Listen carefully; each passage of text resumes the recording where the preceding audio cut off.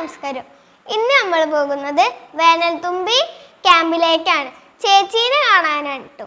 ചേച്ചി ഇല്ലാണ്ട് ഒരു സുഖമില്ല, തല്ലു പിടിക്കാനും ആരുമില്ല. ആദ്യമായിട്ടോ ഞങ്ങളെ പിരിഞ്ഞു നിൽക്കുന്നത്. ചേച്ചിക്കപ്പോൾ 2-3 സാധനങ്ങൾ കൊണ്ടുകൊടുക്കാണ്ട് കേട്ടോ. അപ്പോൾ ഞങ്ങൾ എല്ലാവരും റെഡി ആയി കഴിഞ്ഞു. ബാക്കിയുള്ള വിശേഷം അവിടെ പോയിട്ട്. കൂട്ടുകാരെ കാണാൻ പോകുമ്പോൾ വെറും കൈയോടെ പോകണ ശരിയല്ലല്ലോ. അപ്പോൾ ചെറുതായിട്ട് മഴയൊക്കെ വരുന്നുണ്ട് കേട്ടോ.